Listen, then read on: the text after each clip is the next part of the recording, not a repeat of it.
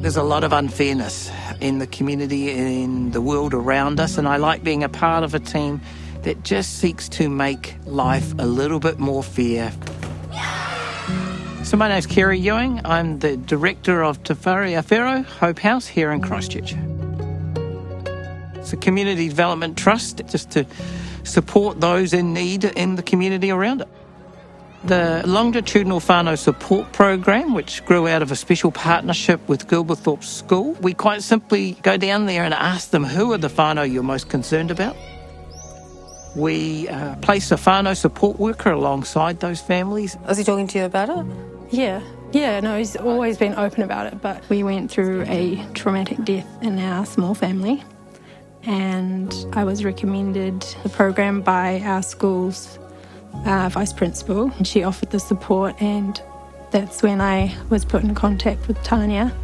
She's had a lot of trauma in her life, very much struggling to pay groceries, pay her bills. The boys are both neurodiverse. I want to mix this one with that one. I almost had this anxiety over my children being taken, like I had to present normal, I had to be okay, because I couldn't lose them. I'd already lost someone so close, couldn't lose my children. And you're orange? The way I build trust, just always being there and being consistent. The first time I laid eyes on the older boy, he was sitting in a tent on a tablet. He was not able to go to class. He couldn't face it. It's unusual because it's got a Z. Gay. Gazes. Yeah.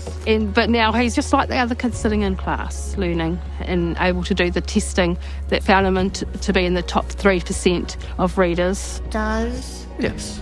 not feel burned. The change has been phenomenal.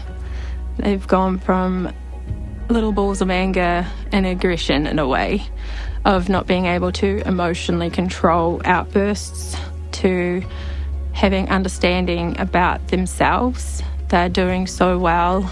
Tickle it by your knee. What makes this program quite unique is that we made a commitment to journey with our whānau from when their kids start school at 5 all the way through to 20. Heads and shoulders, tummy and knees. The David Ellison Innovation Fund was key to enabling us to move from an idea to putting it into a small level, low level practice to which we could learn more, develop, and then take to other funders to allow us to expand and to grow out. I just don't think I'd be in this position if I hadn't had the support. I've seen people that are judged and given up on, and I don't judge people and I don't give up on people. And so I have the opportunity to do this in my job. And I think there's always hope. I love Tanya. She's just been like, she was that mum when I needed her.